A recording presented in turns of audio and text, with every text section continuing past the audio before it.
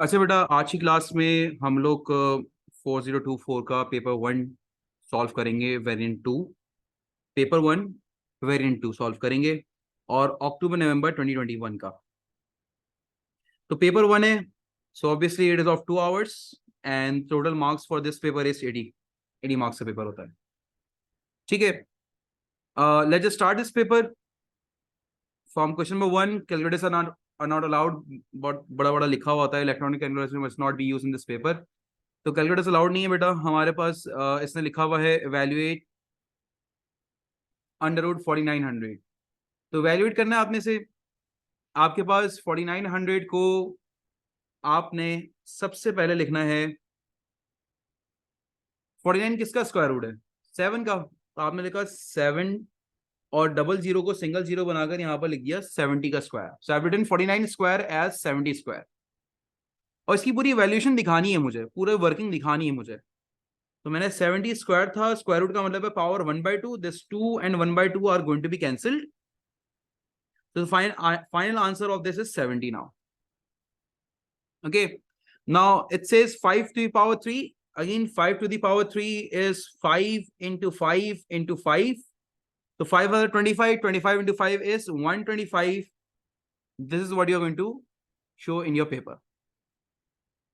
The question number 1, 2 marks, very easy. Solve ho gaye. Then it says work out -8 plus 7 into -5. So first thing first, we are going to multiply these multiplication पहले हम लोग करेंगे baud मास rule के मुताबिक। So what we have here is 7 plus 7 into -5 is -35. Now what is -8 minus 35? -8 minus 35 is going to be -43. So my final answer is going to be -43. अच्छा जी, in the next question, what does it says? It says shade one more small triangle so that the shape has rotational symmetry of order 3. Order 3 की rotational symmetry बनानी है, यानी इसको, इस shape को मैं 360 divide by 3 करता हूं तो it is going to be 120। यानी इस शेप को अगर आप 120 डिग्री घुमाएं, you gonna have the same exact same triangle. फिर 120 डिग्री इसको रोटेट करें, एग्जैक्ट सेम ट्राइंगल, जहां शेडिंग हुई है वहां पर डिग्री 120 डिग्री घुमाने के बाद भी, 120 डिग्री रोटेट करने के बाद भी वही शेडिंग हो। देन 120 डिग्री आप रोटेट करें, 360 डिग्री रोटेशन हो जाएगी। तो एग्जैक्ट सेम ट्राइंगल, जहां शेडिंग हुई है वहां शेडिंग हो, जहां अनशेडेड रीजन है वहां अनशेडेड रीजन हो, आपके पास एग्जैक्ट सेम ट्राइंगल रिपीट हो रहा हो। तो लेकिन अभी ऐसा नहीं हो रहा होगा। उसने बोला है एक ट्राइंगल और आप शेड करें कि आपके पास बेटा रोटेशनल सिमेट्री ऑफ ऑर्डर 3 बन जाए। तो या तो आप ट्रेस पेपर से करें, या अगेन जितनी ज्यादा प्रैक्टिस करेंगे आपके पास उतने ज्यादा अच्छी प्रैक्टिस हो जाएगी इसकी कि कौन सा ट्राइंगल शेड करना है, ऑर्डर ऑफ रोटेशनल सिमेट्री 3 किस तरह बन रही है। तो देखो यहां पर अब सोचें थोड़ा कि यार मैं कौन सा ट्राइंगल शेड करूं। लेट से मैं आपसे कहता हूं, लेट से मैं आपसे कहता हूं बेटा मैं ये ट्राइंगल शेड कर रहा हूं।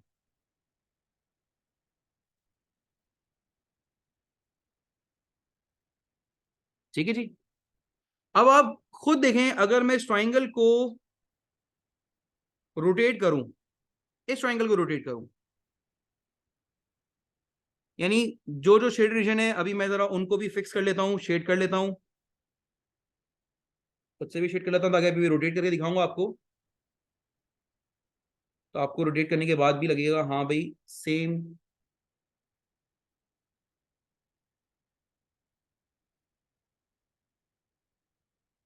ये देखिएगा, अब मैं देखो ट्राइंगल को रोटेट कर रहा हूं। ये देखो मैं ट्राइंगल को रोटेट करा,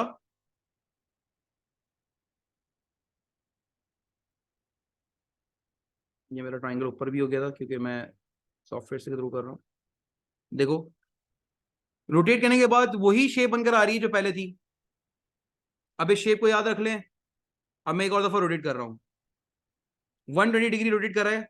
देखो ये जहां पर हमारे पास क्रॉस बना हुआ है, एरो बना हुआ है, देखो मैं इसको 120 डिग्री रोटेट करने के बाद यहां पर ला रहा हूं,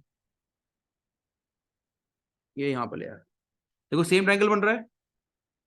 और बेटा इसको मैं अगेन 120 डिग्री रोटेट करूंगा, हमारे पास सेम ट्रायंगल बनकर आएगा, सेम ट्रायंगल बनकर आएगा 120 डिग्री रोटेट करने पर, यानी 360 रोटेशन पर 3 टाइम्स सेम ट्रायंगल बनकर आ रहा है। दैट्स व्हाई बेटा ऑर्डर ऑफ रोटेशनल सिमेट्री हमारे पास 3 बन रहा है। और कौन सा ट्राइंगल शेड करा, ये वाला ट्राइंगल शेड करा था मैंने, तब जाके बेटा ऑर्डर ऑफ रोटेशनल सिमेट्री 3 बन रहा था। तो आपके पास ये ट्राइंगल शेड करना था, shade one more small triangle so that the shape has a rotational symmetry of order 3 बन जाए। आगे बढ़ते हैं। This is the net diagram, कह रहा है write down this name of the solid form from each net. तो बेटा इसकी हमारे पास देखो 1 2 3 4 5 6 साइड्स हैं हमारे पास, 6 साइड्स हैं। 6 साइड्स बेटा क्यूब की भी होती हैं, क्यूबॉइड की भी होती हैं, लेकिन क्यूब की सारी साइड्स इक्वल होती हैं, क्यूबॉइड की सारी साइड्स बराबर नहीं होती। तो अगर आप इसको नेट डायग्राम को वापस से एक सॉलिड की शेप दोगे तो बेटा हमारे पास ये एक क्यूबॉइड बनकर आएगा, क्यूबॉइड बनकर आ जाएगा ये।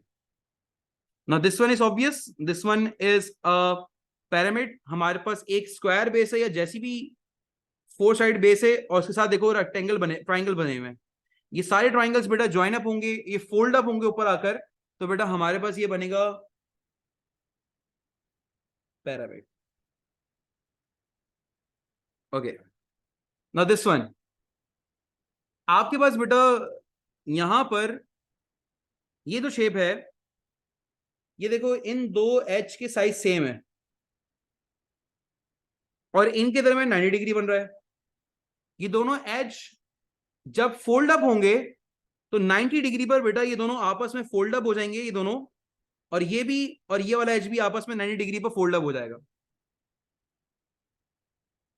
और ये वाली जो लेफ्ट मोस्ट शेप आपको दिख रही है बेटा, ये हमारे पास इसके साथ ओवरलैप करेगी स्लांटेड फॉर्म में, यानी बिल्कुल स्लांटेड फॉर्म में बेटा यूं करके ओवरलैप कर जाएगी। और बैक सरफेस बिल्कुल यूं बनेगी, राइट सरफेस यहां पर आकर ज्वाइन हो रही है, लेफ्ट सरफेस यहां पर आकर ज्वाइन हो रही है। तो बेटा आपके पास यहां पर एक ट्राइंगुलर प्रिज्म बन रहा है हमारे पास, ट्राइंगुलर प्रिज्म बन रहा है हमारे पास।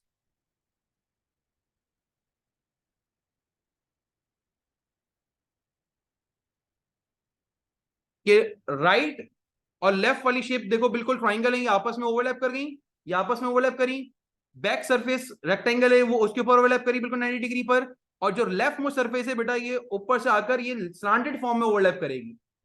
तो आपके पास अगर फ्रंट से बैक देखें, यहां पर आपके पास एक प्रिज्म बनेगा और ये ट्राइंगुलर प्रिज्म बनेगा हमारे पास। ठीक है जी, ये हमारे पास इन नेट डायग्राम्स के नाम थे। जो सॉलिड बनेंगे तो हमारे पास ये नाम बनेंगे। क्वेश्चन नंबर 5 पर आते हैं। क्वेश्चन नंबर 5 में कह रहा है सी एक्स जी एंगल निकालें। C X G is this angle, C X G. अब देखो, सिंस यू नो दिस कि दिस इज द लाइन, एक लाइन पर पूरा एंगल 180 डिग्री बनता है। 180 में से 81 माइनस करेंगे,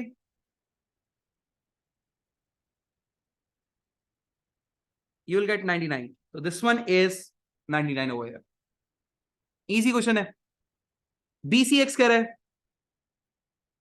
BCX कह रहा है ये एंगल निकाल के दिखा दें।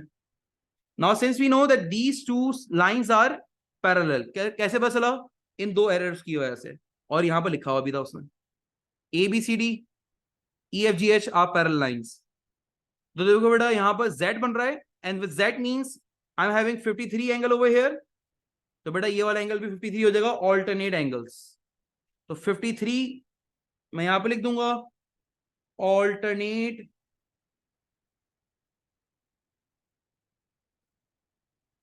एंगल्स। फिर बेटा ABX एंगल निकालना है, ABX you need to find out this angle.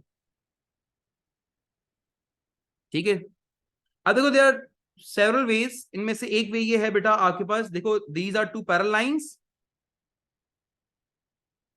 नहीं बेटा, these are two parallel lines, और बेटा ये ट्रांसवर्सल लाइन इनको इंटरसेक्ट कर रही है। ट्रांसवर्सल लाइन की जो इंटीरियर एंगल्स ये बन रहे हैं बेटा, ये 46 और ये वाला एंगल ABX, ये वाला एंगल और ये 46, these are interior angles. Interior angles का सम बेटा हमारे पास 180 डिग्री होता है।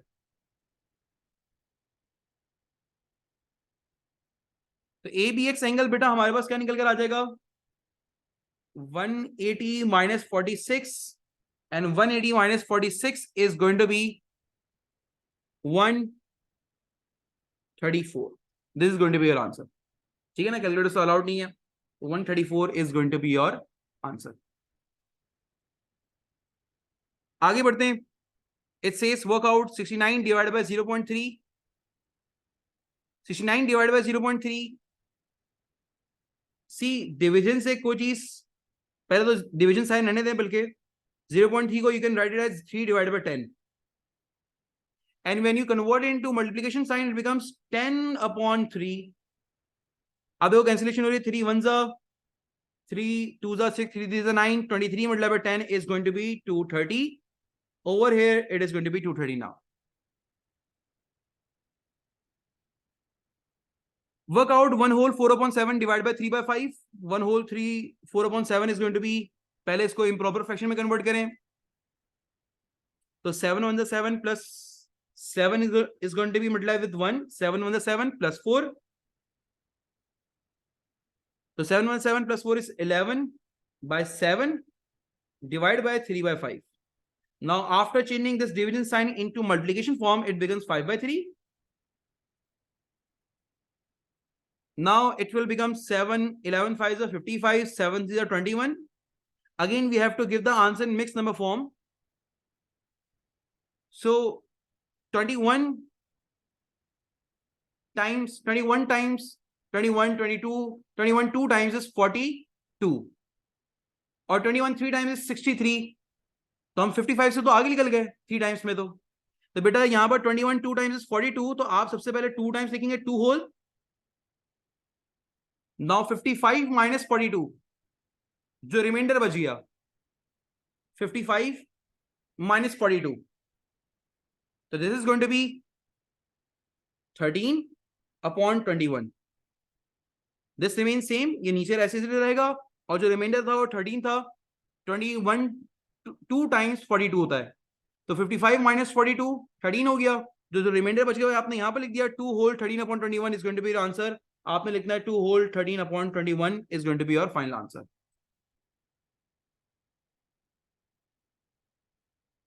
Then it says by writing each number correct to one significant figure estimate the value of this। तो बेटा हर एक नंबर को सिंगल सिग्निफिकेंट फिगर में लिखना है पहले आपने।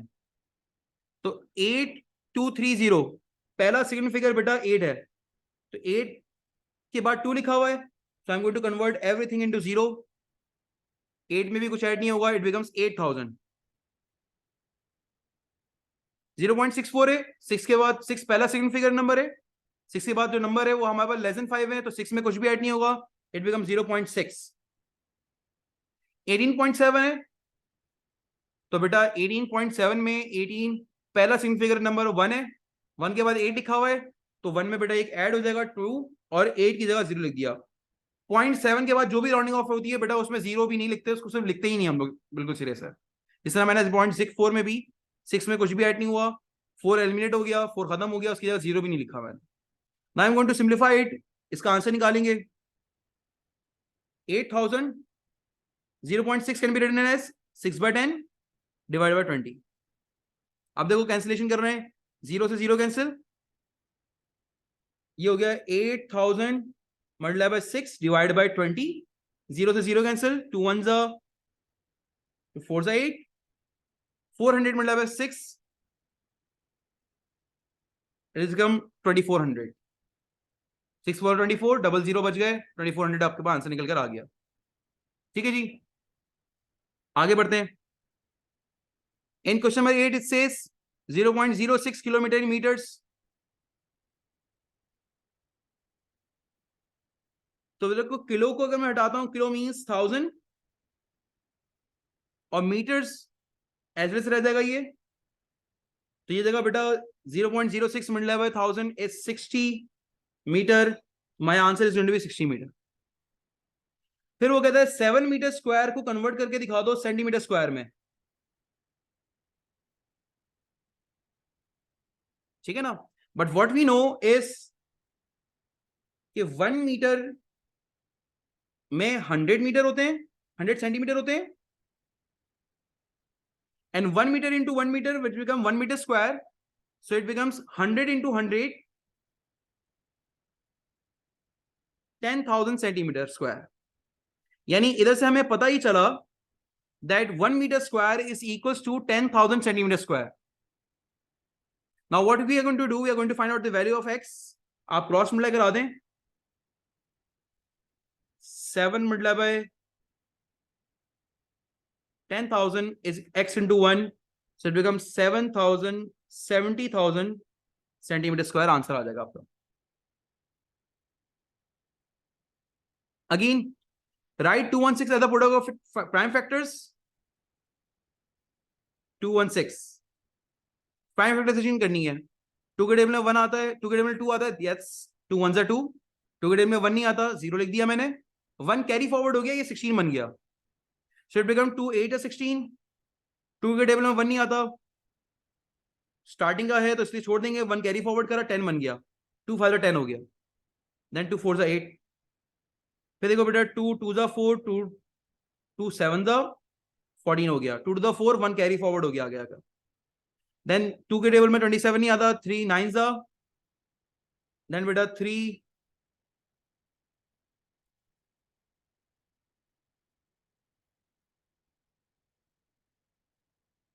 3 3 1 3.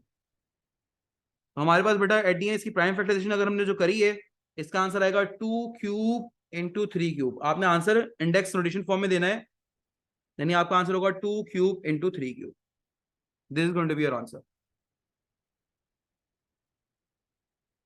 अच्छा, अब ये बड़ा अच्छा सवाल है. इसमें कह रहा है 2 positive integer are greater than 25. कह रहा है 2 पॉजिटिव इंटीजर जो सोचे जो कि ग्रेटर देन 25 हो. ठीक है भाई. the lowest common multiple is 216. कह रहा है उनका एलसीएम 216 है.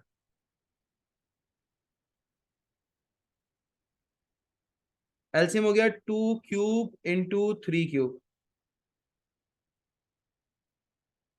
फिर उन दोनों नंबर्स का एचसीएफ हाईएस्ट कॉमन फैक्टर 18 है.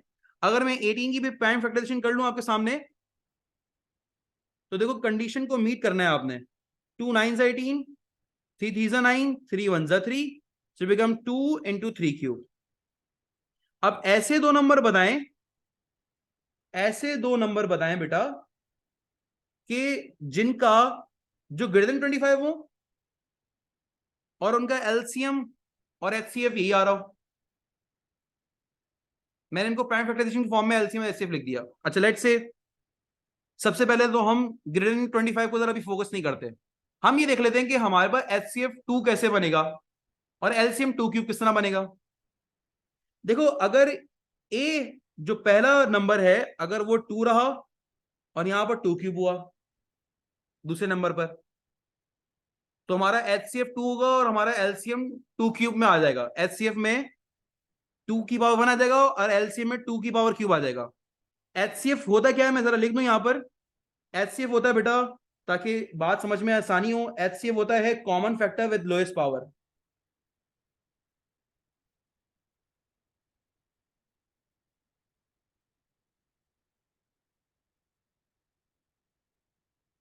और एलसीएम क्या होता है, कॉमन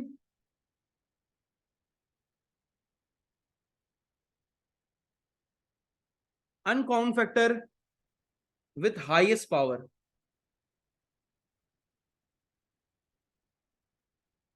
तो देखो, मैंने यहां पर अगर ए की जगह 2 की पावर 1 और बी की जगह 2 क्यूब लिखा है, तो हमारे पास बेटा दोनों कंडीशन मीट हो रही हैं. HCF common number with the lowest power, LCM common number with the highest power. आप यूं भी कर सकते हैं कि ए की जगह 2 क्यूब लिख दें, बी में 2 की पावर लिख दें. लेकिन अगर आप बी की जगह 2 स्क्वायर लिखेंगे तो बेटा एचसीएफ 2 की पावर 1 नहीं आएगा, 2 की पावर 2 आ जाएगा. इसलिए इस बात का ध्यान रखा गया कि दोनों में से किसी एक में 2 की पावर 1 हो और दूसरे में बेटा 2 की पावर क्यूब हो, ताकि दोनों कंडीशन हमारे पास मीटअप कर जाएं. अच्छा, अब बात बची बेटा एचसीएफ की. तो एचसीएफ भी बेटा होता क्या है, 3 की अगले नंबर की बात बची, 3 की बात कर रहा हूं मैं. तो अगर मैं यहां पर 3 रखता हूं, यहां पर भी 3 रखता हूं, तो एचसीएफ में 3 की पावर 1 आएगा और एलसीएम में भी 3 की पावर 1 आएगा. Common factor with the lowest power भी 1 है और हाईएस्ट पावर भी 1 है. अच्छा, अगर मैं यहां पर पावर 3 रख देता हूं, तो अच्छा एचसीएफ में यहां पर पावर 2 है, मैंने 3 लिख दिया था, ये पावर 2 है. अगर बेटा मैं यहां पर पावर 3 लिख देता हूं, 3 क्यूब लिख देता हूं, तो एलसीएम तो 3 क्यूब बन जाएगा, लेकिन एचसीएफ 3 स्क्वायर नहीं बन पाएगा, क्योंकि एचसीएफ होता है common factor with the lowest power, यहां पर तो लोएस्ट पावर 1 है। तो यहां पर बेटा मैंने 3 स्क्वायर करा।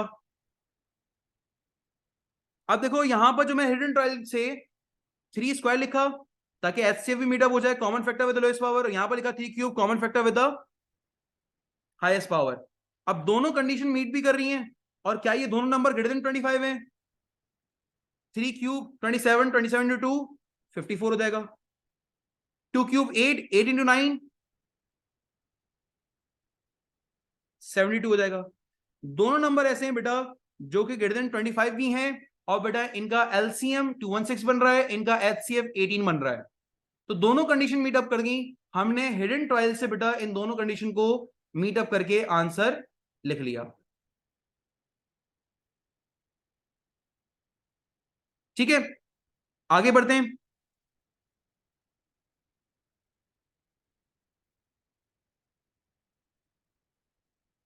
अच्छा, शायद किसी के जहन में सवाल आए कि सर, एक मिनट जरा इसको मिटा देते हैं, कि सर अगर मैं 2 स्क्वायर ऊपर रखूं तब भी तो एचसीएफ यही बनेगा 3 स्क्वायर, और एलसीएम 3 क्यूब ही बनेगा।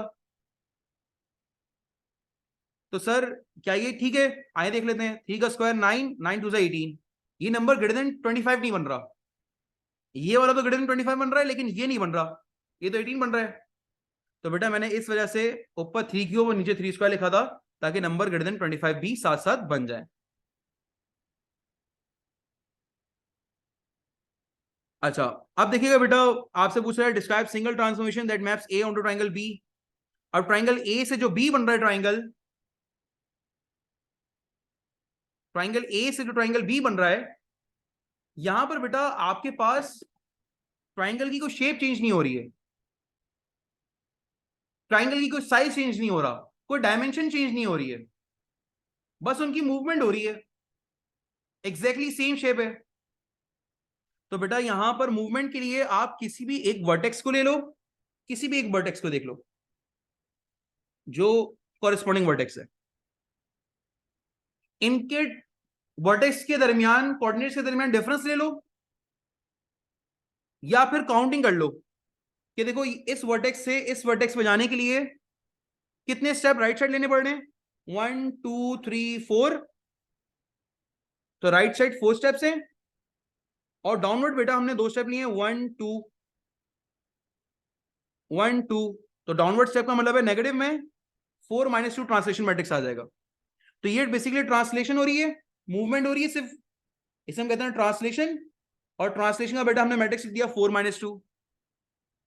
आप ये भी कर सकते हैं, देखो याद रखें, ए ऑन टू बी चल रहा है ना, तो ये ऑब्जेक्ट है और ये इमेज है, बी इमेज है। आप ये भी कर सकते हैं, इमेज का ये कॉरेस्पॉन्डिंग पॉइंट लेते हैं 7 -6, सही है ना? अब वर्टेक्स ले लें 7 -6, और ये है 3 -4।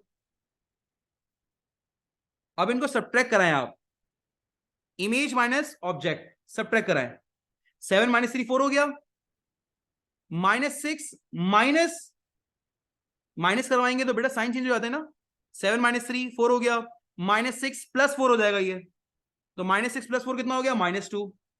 तो बेटा ये ट्रांसलेशन मैट्रिक्स वही आ रहा है 4 -2। आपके पास आपने सब्ट्रैक्शन करवानी है, सब्ट्रैक्शन करवाएंगे तो बेटा आपके पास ट्रांसलेशन मैट्रिक्स भी आपने लिखना है। जब आप कह रहे हैं कि ट्रांसलेशन हो रही है, तो ट्रांसलेशन मैट्रिक्स भी आपने साथ में लिखकर बताना है उनको, ठीक है?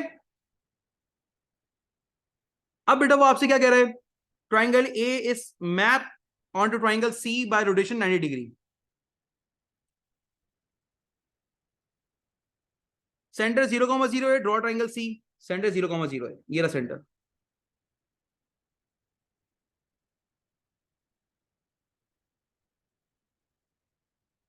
ए से सी बन रहा है, A is the object, A triangle को हमें रोटेट करना है। तो देखो ए ट्राइंगल के हर वर्टेक्स से आप डिस्टेंस देख लो सबसे पहले, डिस्टेंस देखो। फॉर एग्जांपल एक्स के साथ डिस्टेंस है सेंटर ऑफ रोटेशन का, डिस्टेंस किस तरह लेते हैं, देखो सेंटर ऑफ रोटेशन से एक्स पर जाना है, राइट साइड मूवमेंट कितनी है 1 2 3, डाउनवर्ड मूवमेंट कितनी है 1 2, तो ये हो जाएगा बेटा 3 - 2, ये इसका डिस्टेंस आ गया। वाई का डिस्टेंस कितना है, देखो राइट साइड मूवमेंट कितनी है 1 2, डाउनवर्ड मूवमेंट कितनी है 1 2 3 4, 2 - 4 हो गया ये। राइट साइड मूवमेंट कितनी है 1 2 3, 1 2 3 4, जेड का डिस्टेंस आ गया 3 - 4। ये सारे डिस्टेंस आए हैं, इनको बेटा आपने करना क्या है, अगर 90 डिग्री एंटी क्लॉकवाइज रोटेशन है तो आपने सबसे पहले इनको स्वैप करना है। सबसे पहले क्या करना है, स्वैपिंग करनी है। 3 - 2 - 2 3 बन गया, 2 - 4 - 4 2 बन गया, और 3 - 4 - 4 3 बन गया। सही ना, आपने सबसे पहले स्वैपिंग करनी है इनकी, क्योंकि ये एंटी क्लॉकवाइज रोटेशन है। तो बेटा स्वैपिंग करने के बाद जो न्यू एक्स डिस्टेंस है बेटा इनका साइन चेंज कर देना है, प्लस में तो माइनस, माइनस में तो प्लस। न्यू एक्स डिस्टेंस का साइन चेंज करना है, ये न्यू एक्स डिस्टेंस से -2 +2 हो गया, -4 +4 था हो गया, -4 +4 हो गया। अब इनका सेंटर ऑफ रोटेशन से डिस्टेंस नोट कर लें। जैसे मिसाल के तौर पर आपके पास बेटा सेंटर ऑफ रोटेशन से एक का डिस्टेंस आ जाएगा 4, एक्स का डिस्टेंस आएगा 2 3, तो ये देखो 1 2 1 2 3, ये देखो बेटा आ गया पॉइंट 2 3, 4 2 1 2 3 4 1 2, बेटा 4 3, ये देखो 1 2 3 4 1 2 3, ये हमारे पास पॉइंट आ गया। इन तीनों पॉइंट से बेटा आप ज्वाइन कर लो, ये आपके पास बेटा anti clockwise rotation 90 degree anti clockwise rotation आ गई। आप चाहो तो टेस्ट भी कर सकते हो, इन कॉरेस्पॉन्डिंग पॉइंट्स को सेंटर ऑफ रोटेशन से ज्वाइन करो, ये देखो आप ज्वाइन करो, इनके दरमियान एंगल देखोगे 90 डिग्री आएगा, डी से देख लेना 90 डिग्री एंगल आ जाएगा। ठीक है जी, triangle A is map on to triangle D by enlargement scale factor 3 and centre of enlargement 5 - 5, centre enlargement 5 - 5 है, स्केल फैक्टर 3 है, ये इंपॉर्टेंट बात है। तो सबसे पहले 5 - 5 आप लोकेट करें,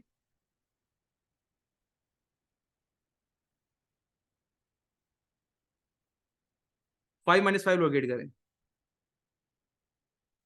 5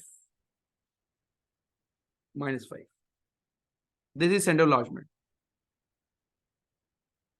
आपने ट्राइंगल ए का, क्योंकि ट्राइंगल ए को ही मैप करना है, ट्राइंगल ए ऑब्जेक्ट है, ट्राइंगल डी में मैप करना है, ट्राइंगल डी इमेज है, ट्राइंगल ए का सेंटर enlargement से डिस्टेंस निकालना है। अभी आपने थोड़ी देर पहले इधर से निकाला था, अब इधर से निकालना है आपने डिस्टेंस। तो अब देखो मैं वापस से वही प्रोसीजर करूंगा कि x का डिस्टेंस, ये देखो left side 2 step, upward 3 step, ये जगह 2 -2 +3। y के साथ डिस्टेंस कितना हो जाएगा, left side 3 step, upward 1 step, -3 1, left side 2 step, upward 1 step, -2 1।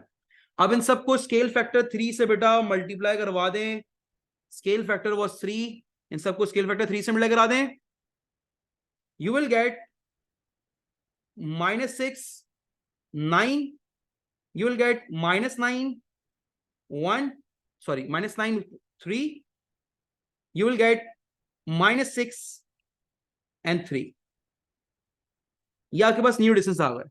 अब आपने ये न्यू डिस्टेंस प्लॉट करने हैं, मैं इनको जरा ऊपर लिख देता हूं ताकि प्लॉटिंग में आसानी हो जाए।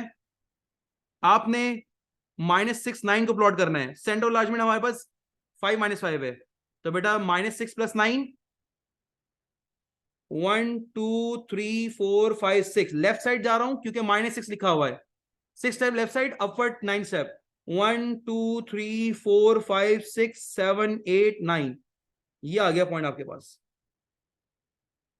-9 3, लेफ्ट साइड 9 स्टेप, 1 2 3 4 5 6 7 8 9, और अपवर्ड 3 स्टेप, 1 2 3, -6 3, 1 2 3 4 5 6 प्लस 3 1 2 3।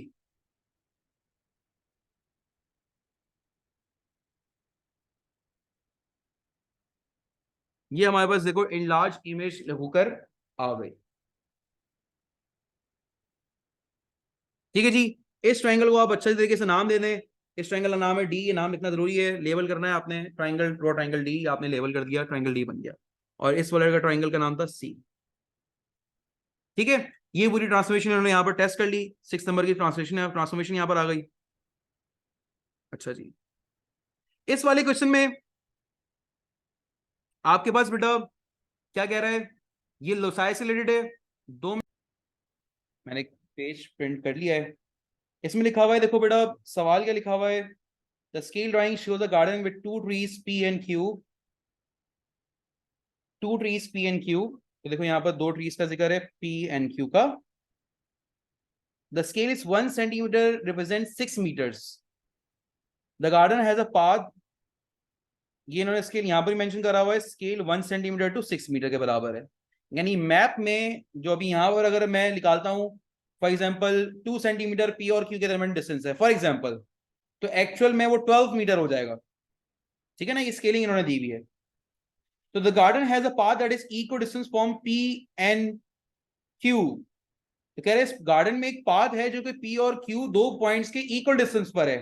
तो बेटा हमें बेसिकली पी और क्यू के दरमियान एक पाथ बनाना है जो कि इक्वल डिस्टेंस पर है। मैंने आपको बताया था जब भी दो पॉइंट से इक्वल डिस्टेंस पे कोई पाथ बनेगा that is going to be called as perpendicular bisector. तो आप अपने कंपास को पी और क्यू के डिस्टेंस के हाफ, जो पी और क्यू का डिस्टेंस है उसके हाफ से ज्यादा ओपन अप कर लें। लेट से ये देखो पी और क्यू, ये डिस्टेंस है, इसके हाफ से ज्यादा ओपन करना है, ज्यादा ओपन नहीं करना, हाफ से ज्यादा ओपन कर ले। जितना ओपन करना है वैसे कर सकते हैं, लेकिन हाफ से ज्यादा हो बस। ये देखो इसका डिस्टेंस है, ये हाफ से ज्यादा मैंने ओपन करा, मैंने यहां पर एक आर्क डाली, and the same length arc is going to be here. फिर मैंने पी पर कंपास रखा, मैंने यहां पर आर्क डाली, थोड़ा सा हिलेगा, फिर अपनी ये आर्क डाली मैंने, और बेटा ये मैंने आर्क डाल दी। ठीक है जी। We have two points. इन दोनों पॉइंट्स को बेटा, इन दोनों आर्क को आपस में ज्वाइन कर लेंगे, गार्डन के अंदर अंदर रखेंगे, ताकि बेटा हमारे पास वो पाथ गार्डन के अंदर ही है, गार्डन के बाहर नहीं है। ठीक है ना। तो हमने क्या करना है, हमने इन दोनों पाथ को आपस में ज्वाइन कर लेना है। तो मैं बस इन दोनों पाथ को जरा ज्वाइन कर रहा हूं, एक सेकंड रुकेगा।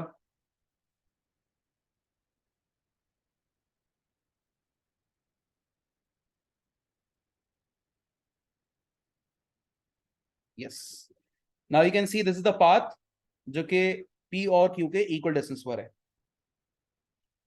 पार्ट बी देखें, पार्ट बी में लिखा हुआ है, Yuna wants to plant a third tree in the garden that is nearer to Q than to P.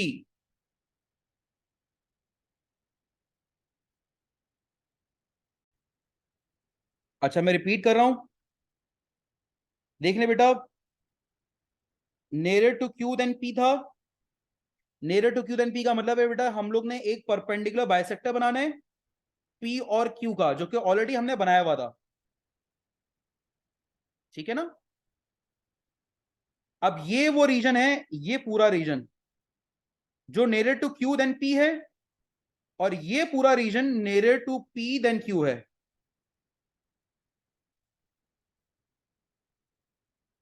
अब इसने बोला भाई more than 18 metre from Q. 18 metre का स्केल का मतलब है बेटा 3 सेंटीमीटर, 1 सेंटीमीटर 6 मीटर के बराबर है। तो 18 मीटर कितने सेंटीमीटर के बराबर हुआ, क्रॉस मल्टीप्लाई करके भी आंसर निकाल सकते हो, और वैसे भी देख सकते हो 3 सेंटीमीटर आ रहा है।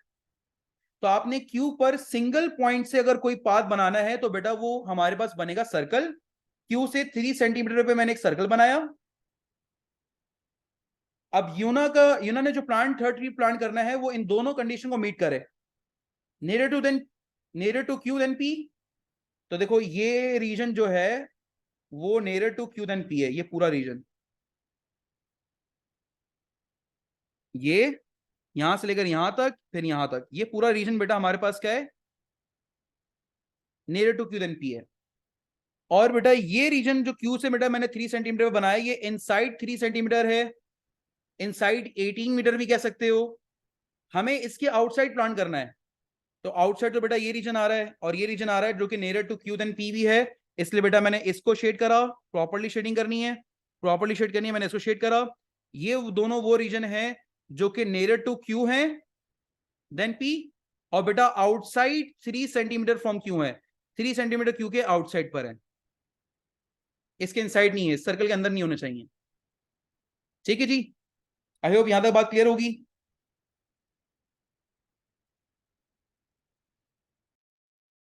अच्छा बेटा स्टार्ट करते हैं हम लोग क्वेश्चन नंबर 12 में। What they are saying is the diagram show the triangle, the rectangle ABCD, point E is on the triangle AC such that DEC is 90 डिग्री, prove that the triangle ADC is similar to triangle DEC.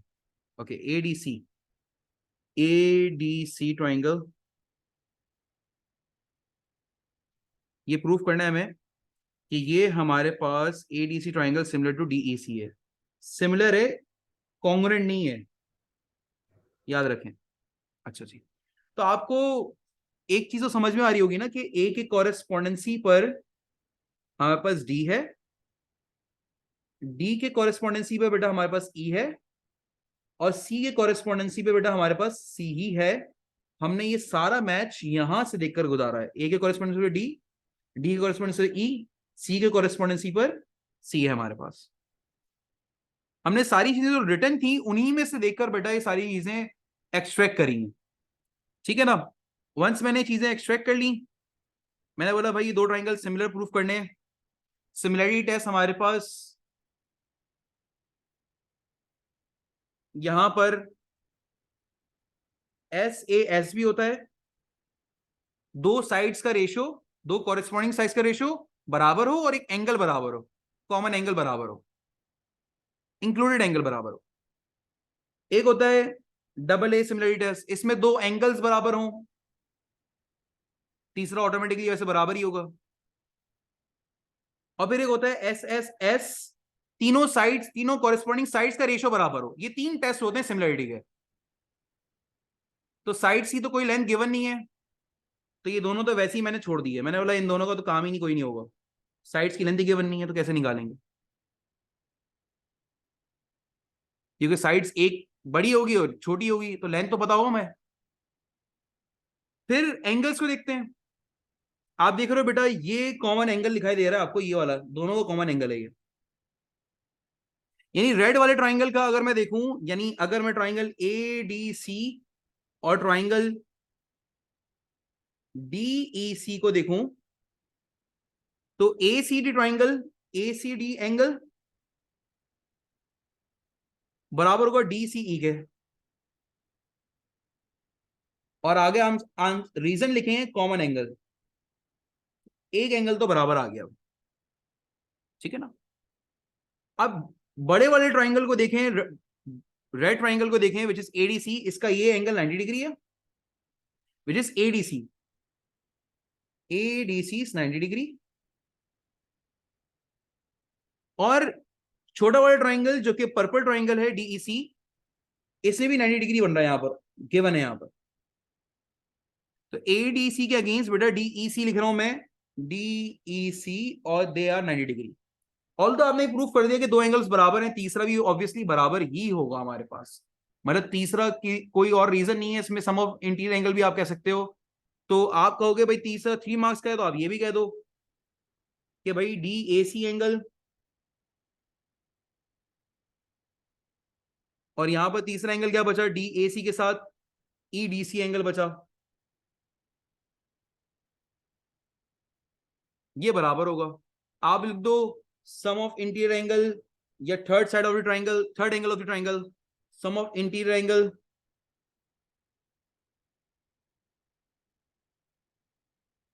ये होता है 180 degree होता है, ये आप लिख दो third angle of triangle, same ही होगा फिर। तो अगर दो एंगल्स भी सेम आ गए, आपका काम हो गया। वैसे क्या आपने दो एंगल्स बराबर प्रूफ कर दिए, दो कोरेस्पोंडिंग एंगल बराबर प्रूफ कर दिए, तो बेटा ये डबल ए सिमिलरिटी टेस्ट के थ्रू बेटा हमारे पास ये दो तो रीजन के साथ हुए हैं, तीसरा तो पिछले दो पर डिपेंड करता है ना। तो ये दो मेन थे जिनको आपने प्रूफ करना था, जिनको मैंने राइट टिक करा है। अगर ये दो बराबर आ गए कॉरेस्पॉन्डिंग एंगल, तो बेटा आपके पास ये दो ट्राइंगल्स एडीसी और डीईसी आपस में क्या है, सिमिलर है।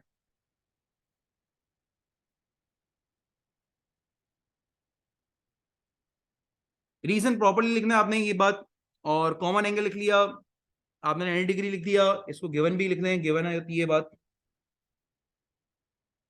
अच्छा जी, उसके बाद क्या कह रहा है, the mean of the 5 numbers is 17, कह रहा है 5 नंबर्स हैं उनका मीन 17 है, मतलब ठीक है। The numbers are listed in the order size of starting with the smallest, the 3 smallest numbers are equal, the middle 3 numbers add to 35, the largest number is 4 times the smallest number. देखो 3 numbers 5 numbers हैं starting from the smallest, the 3 smallest are equal. पहले वाले को x कह रहा हूं तो दूसरे वाले को भी एक्स कहना पड़ेगा, तीसरे वाले को भी एक्स कहना पड़ेगा। Starting 3 numbers are equal, starting तीनों स्मॉलेस्ट नंबर है, पहला वाला सबसे स्मॉलेस्ट, ये तीनों स्मॉलेस्ट नंबर्स हैं, तीनों बराबर हैं, तीनों को एक्स कह दिया मैंने। फिर एक नंबर आया वाई, ठीक है ना, हमारे पास एक और नंबर आ गया वाई, कह रहा था मिडिल, और इसके बाद एक और नंबर कह दो जेड, थर्ड नंबर आ गया। देखो मिडिल 3 नंबर्स को वो एड अप कर रहा है तो 35 कह रहा है, कह रहा है इन 3 नंबर्स को एड अप करो तो ये 35 है, ठीक है ना। यानी x प्लस एक्स, ये देख लें जरा, 3 नंबर्स को ऐड करा, x plus x, middle 3 numbers, ये 35 है, मतलब ठीक है। यानी यहां से अगर मैं y की निकालूं तो y हो जाएगा 35 माइनस 2x। इस बात से तो आप एग्री करेंगे मेरी।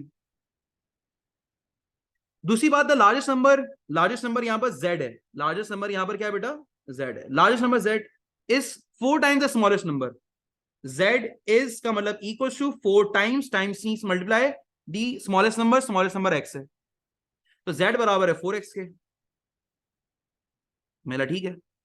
यानी अगर मैं इन नंबर्स को वापस से अपडेट करूं तो ये x हो गया, ये x हो गया, ये x हो गया, y को इन टर्म्स ऑफ x लिखूं तो 35 माइनस 2x हो जाएगा, और z को इन टर्म्स ऑफ x लिखूं तो ये 4x हो जाएगा।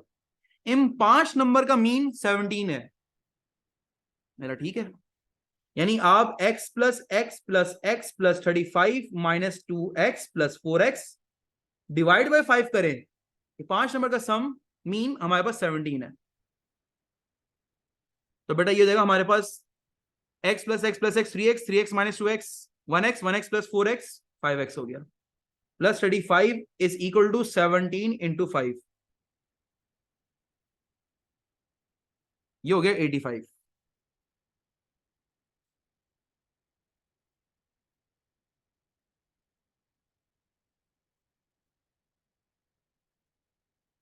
सेवन इंटू 5 85 हो गया, ये मेरा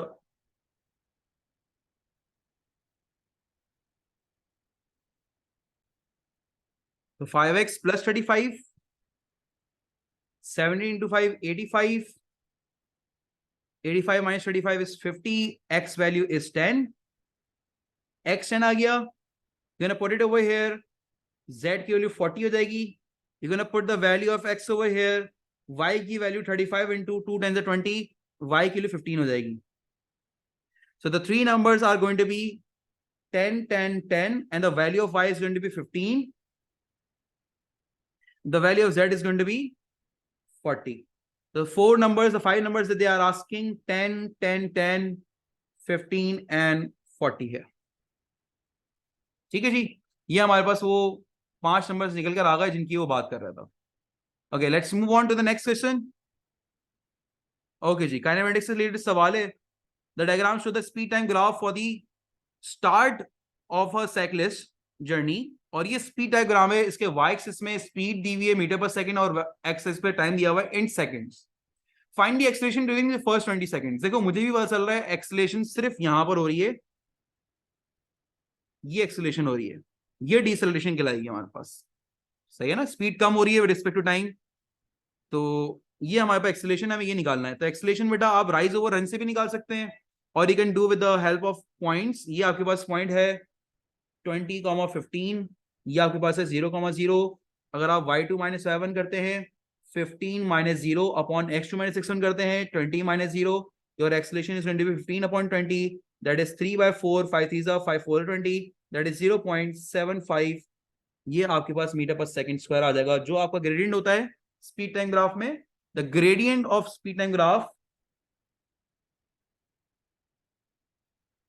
is basically the acceleration in kinematics. ठीक है जी, आगे बढ़ते हैं. Describe the motion of the cyclist between t20 to t30. कह रहा है 20 से लेकर 30 तक जो मोशन है, जरा इसको डिस्क्राइब तो करके दिखाएं. 20 टाइम से लेकर 30 टाइम तक, 20 सेकंड से लेकर 30 सेकंड तक. तो मैंने बोला भाई सिंपल सी बात है, कांस्टेंट स्पीड है. इसको इंग्लिश में प्रॉपर्ली लिखेंगे.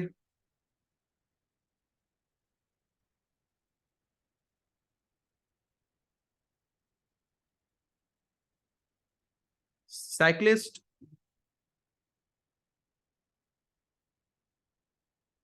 moving with a constant velocity. Constant velocity से साइक्लिस्ट मूव कर रहा है. ठीक है जी. फिर वो आपसे कह रहा है find the total distance travel in 50 seconds. कह रहा है 50 सेकंड में टोटल डिस्टेंस ट्रैवल कितना हुआ. Now if you can see, आपके पास बेटा ये पूरा area under the curve represent the distance. Area under the graph represent the distance. तो देखो 50 सेकंड्स में हमारे पास we have one triangle, one rectangle and again one trapezium. Okay, तो आपने सबका एरिया निकालना है. सबका एरिया ऐड कर लें. ट्राइंगल के एरिया बेटा मैं यहां पर निकाल लेता हूं. Triangle area is half base into height, then rectangle का एरिया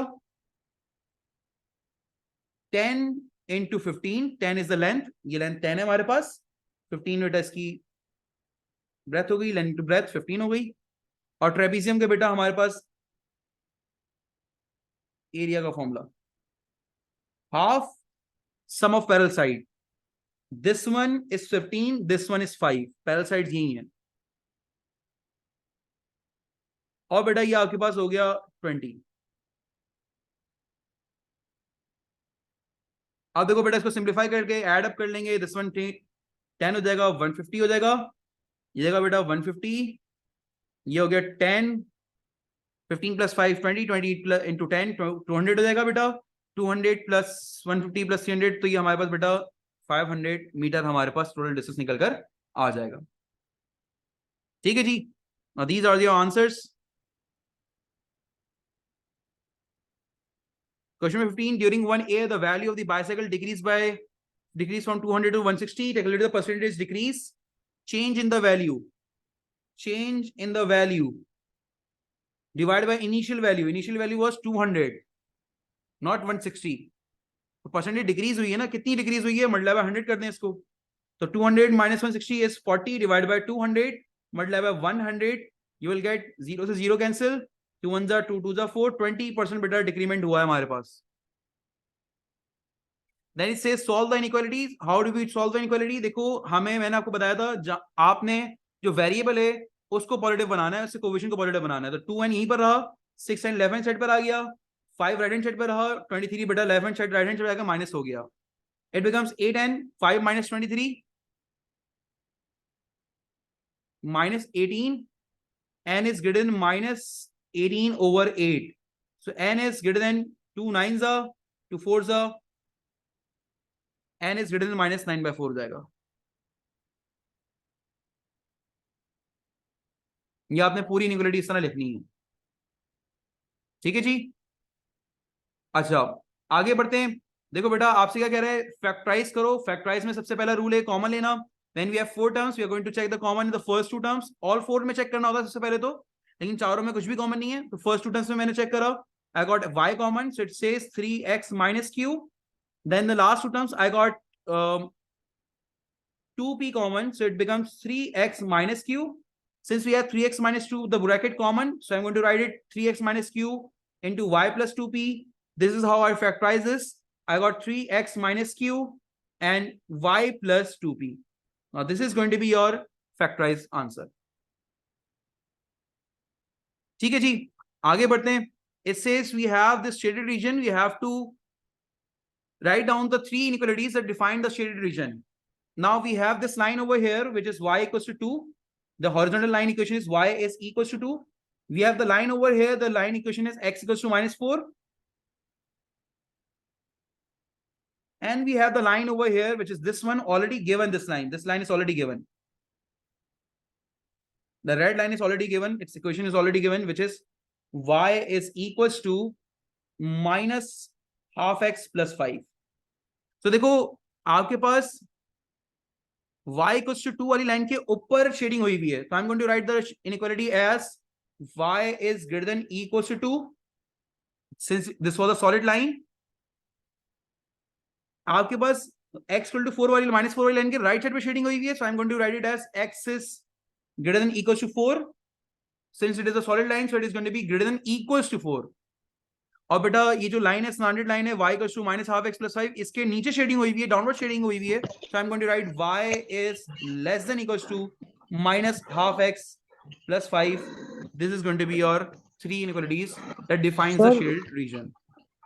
अगर बेटा शेडेड रीजन में ये लिखा होता ना इनसाइड का वर्ड इस्तेमाल किया जा रहा होता तो मैं इक्वल टू नहीं लिखता, ये इक्वल टू हटा देता सारे, और बेशक यहाँ पर सॉलिड लाइन क्यों ना होती, इवन दीज आर सॉलिड, अगर ये सॉलिड लाइंस होती तो बेटा इवन देन मैं यहाँ पर बेटा अगर इनसाइड का वर्ड लिखा होता ना तो यहाँ पर बेटा मैं इक्वल टू का साइन नहीं लगाता, सिर्फ लेस देन और ग्रेटर देन से काम लेता, क्योंकि इनसाइड में वो इंटरेस्टेड है, ऑन द लाइन वो इंटरेस्टेड नहीं है.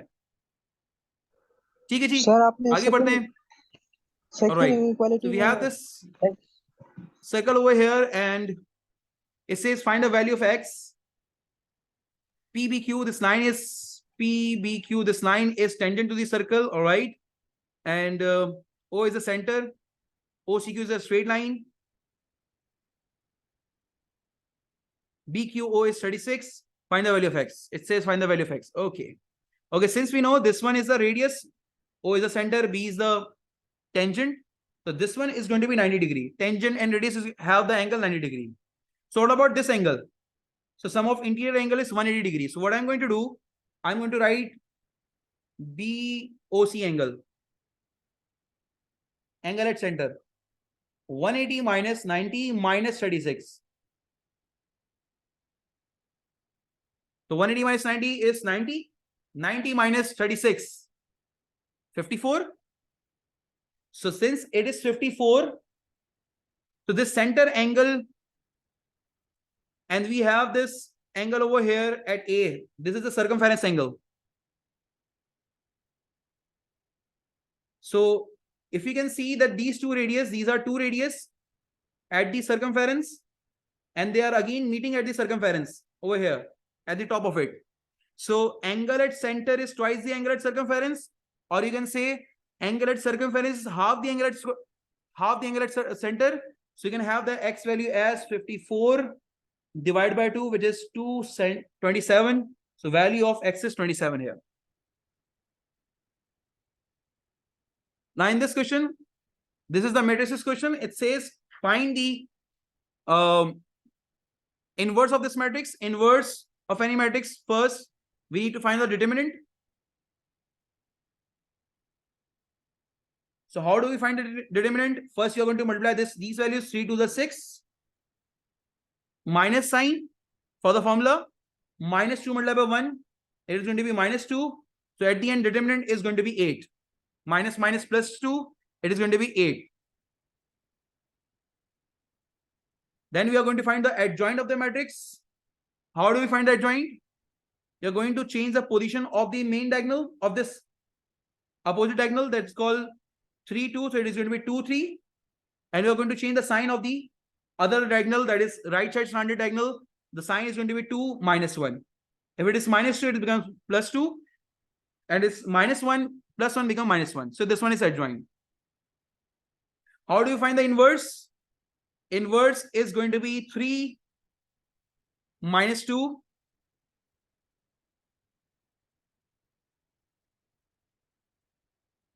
adjoint divided by determinant. So 2 divided by 8 is obviously 2 divided by 8.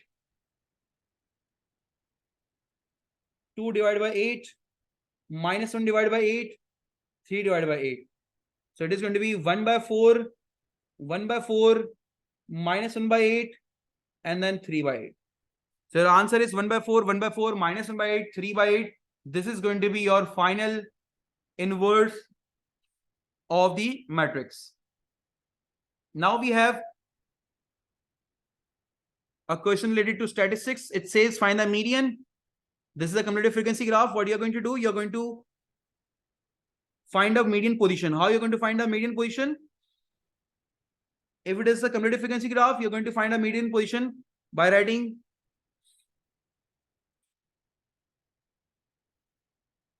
sum of f divided by 2. That is the median position, not n plus 1.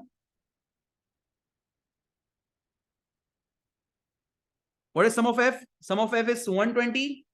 There are total 120x. So 120 divided by 2 is 60. So again 60, you're going to find out the value. What should be the value here? Against 160.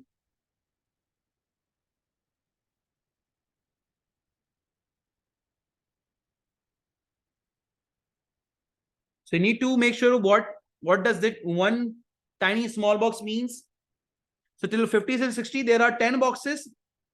So 10, and there is a difference of 10. So each tiny box, small box is equals to 1 unit.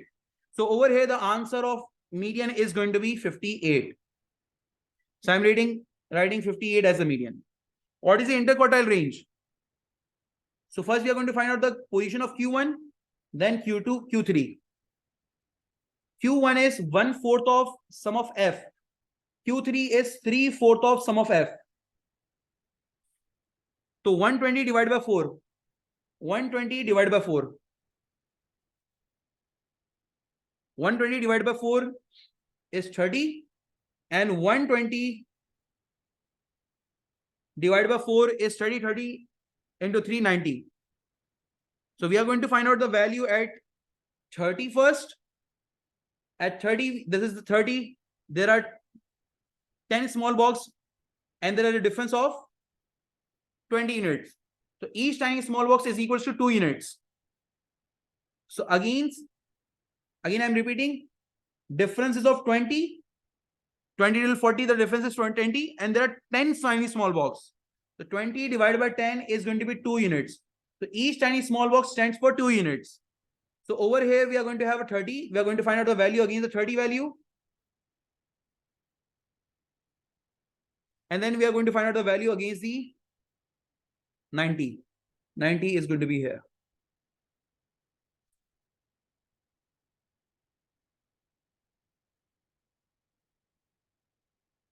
So more precisely, you're going to have 51 here and 62 here. So 51 and 62, these are the two values. So upper quartile, and this one was 51. The difference of these two values, 62 minus 51, is 11. So interquartile range is 11. So your final answer is 11 here. 11 is your answer. All right. Then it says eggs are described as large.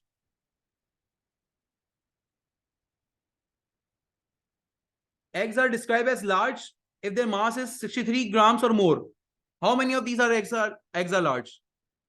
So let's see where is 63. See, 63 mass is over here. You have to check the mass over here.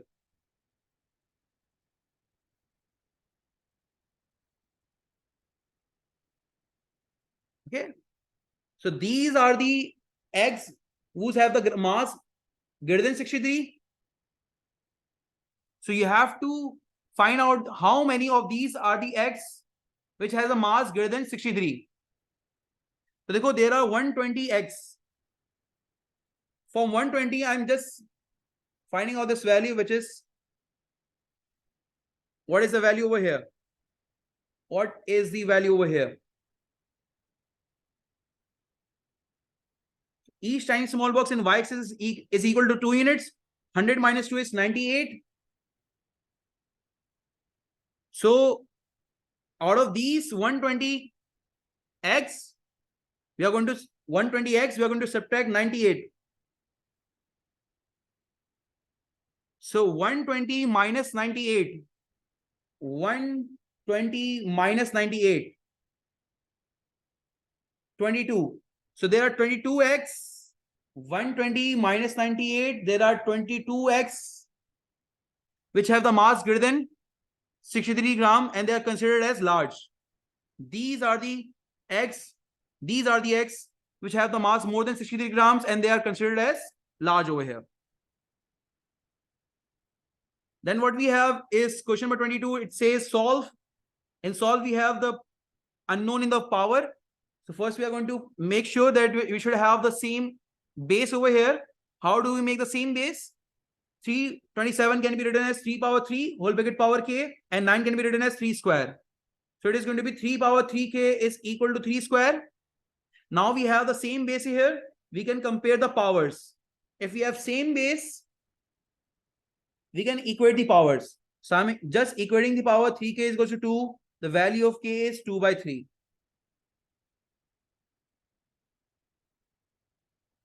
Now we have simplified. Since we have a negative power, whole bracket power, so always remember when you reciprocal the fraction, the power from negative becomes positive. It becomes positive. Only the power becomes negative positive. Nothing is going to happen to the power. Power में reciprocal नहीं होगा. सिर्फ fraction reciprocal हुआ, power negative से positive हो गया. अब देखो x की power 8 upon 16. 2 की power 4 लिख रहा हूँ 16 को. So x power 8 की power 1/4 and 2 power 4 की power भी 1/4 होगी since it is dividing each to each other. ये fraction divide हो रही है ना, divide में बेटा power separate हो सकती है. So it becomes x square 8 power 1/4 2 हो जाएगी, 2 power 4 मतलब 1/4 1 हो जाएगी. x square upon 2 बेटा हमारे पास क्या आ गया? सिंप्लीफाइड फॉर्म में आंसर निकल कर आ गया.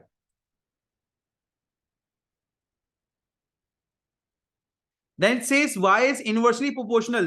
Y is inversely. Inverse means आप proportional का साइन लगा लेंगे और फिर 1 अपॉन करके what is proportional? Inversely proportional to x plus 1 whole square. मैंने वही चीज लिख दी. अब जैसे proportional का साइन हटेगा e equals to k मतलब 1 k हो जाएगा, x plus 1 whole square हो जाएगा. ये हमारे पास इक्वेशन बनकर आ जाएगी. लेकिन इसमें k नहीं, हमें k की वैल्यू मालूम करनी पड़ेगी. k अननोन कांस्टेंट है हमारे पास, तो उसने वो मालूम करने के लिए x की वैल्यू 1 और y की वैल्यू 5 दी हुई है. So we have y value 5, x value 1. So I got 5 is equals to k upon 2 square. 2 का स्क्वायर 4 हो गया. The value of k is 5 4 20. Now I'm going to put it over here. I'll get the value y is equals to 20 upon x plus 1 whole square. मैंने originally इस equation में वापस से आपको k की वैल्यू पुट करके दिखा दिया. 9 says find the value of y when y is 9. So in this equation, you are just going to put the value of y, which is x, which is 9. Finally, you'll get the answer y is equals to 20 upon 10 square. 10, 9 plus 1, 10. 10 square is 100. Y value is going to be 0, 0 cancel 1 by 5, or you can say 0.2. 0.2 भी लिख दे, मसला नहीं है अभी यहाँ पर, क्योंकि recurring decimal नहीं है, इनफिनिट डेसिमल नहीं है, इनफिनिट नंबर नहीं है हमारे पास. Then it says question number 24. We have two function f of x, g of x. They are saying f of 3 निकालें. So instead of x, you are going to put the value of 3 in the x value wherever x is written in the fx function.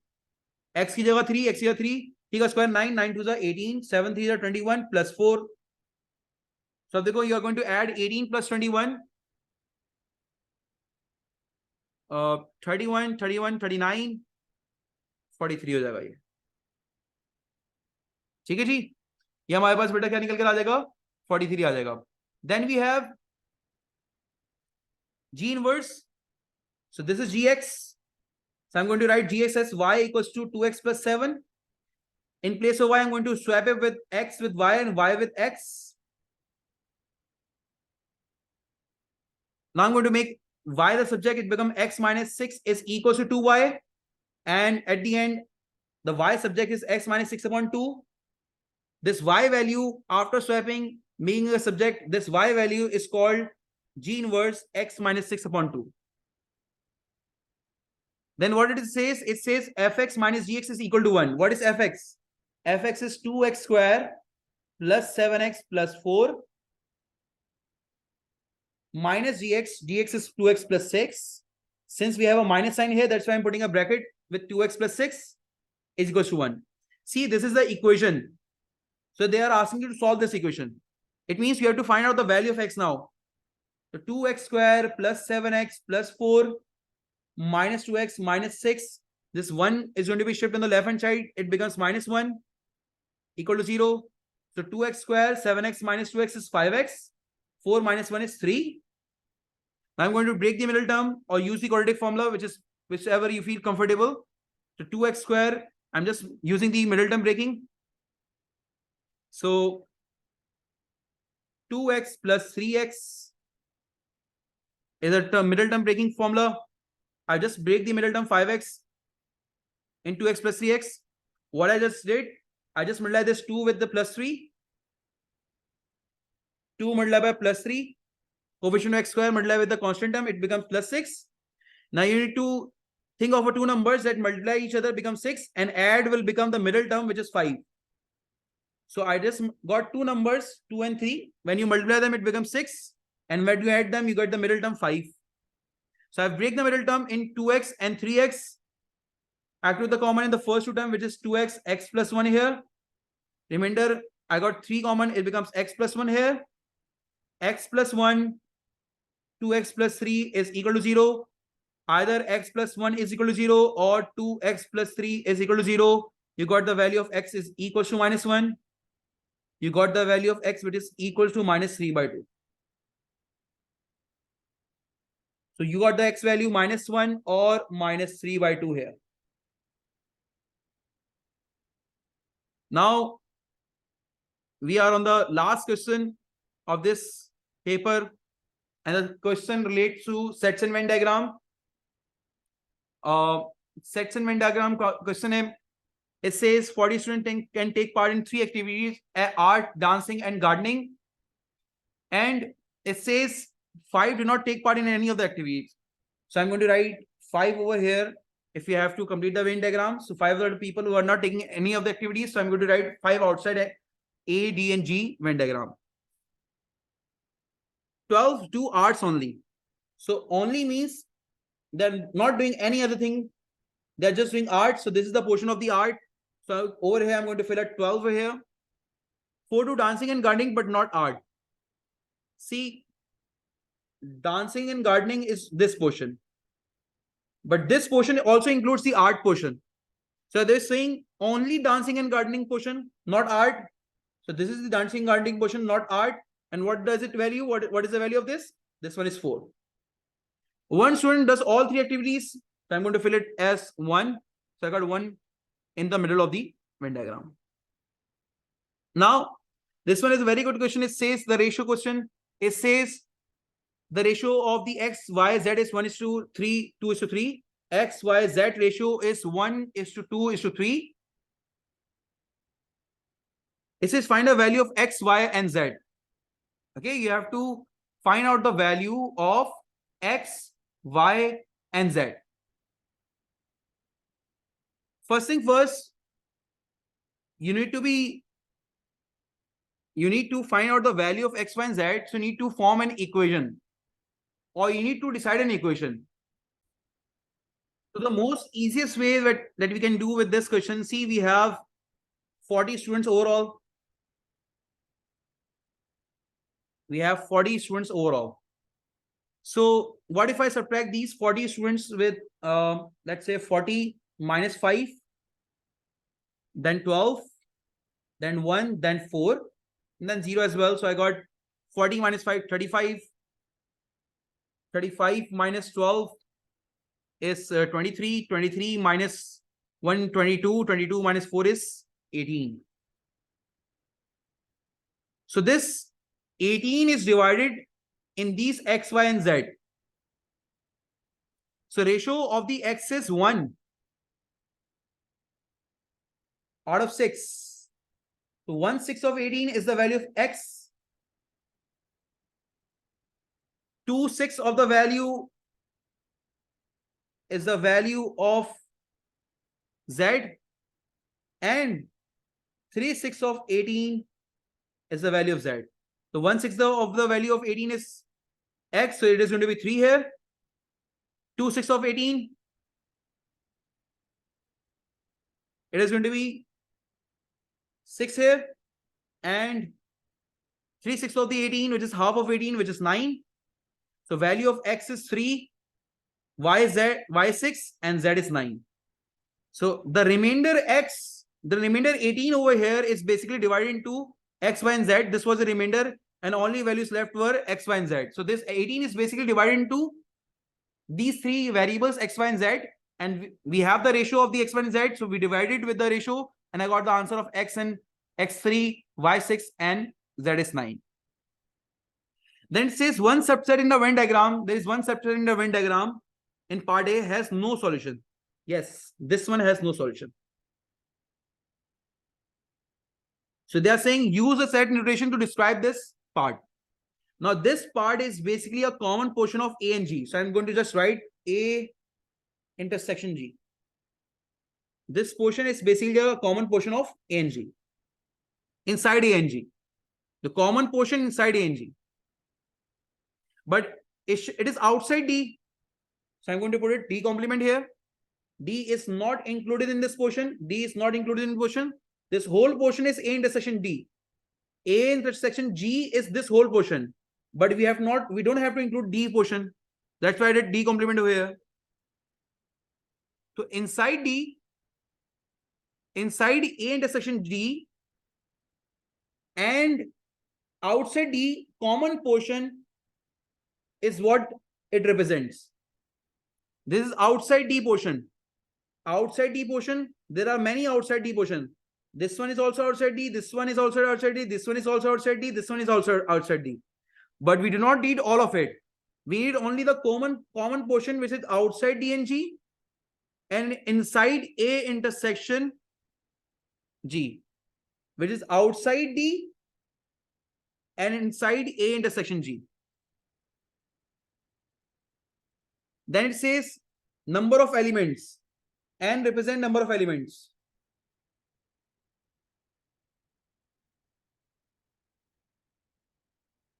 So how many elements are there in this set notation? D union G. D union G means everything inside D and G. So I'm putting a right tick over here. D union G. Everything inside D and G. Cross check at A. Cross check at A. Cross check at... Okay, let me just put it with the red one. Cross with A. Now you have to take the common of right and cross. What is common in right and cross? This portion over here is a common portion of right and cross. This portion over here is a common portion of right and cross. This portion over here is a common portion of right and cross. So how many elements are there? X plus 1 plus 0. X plus 1 plus 0. What is the value of x? Value of x is 3. 3 plus 1 plus 0. The whole answer is going to be 4. There are 4 elements that describe this notation. Is there any problem in this question? So this paper is solved. If you have any query, any problem, let me know.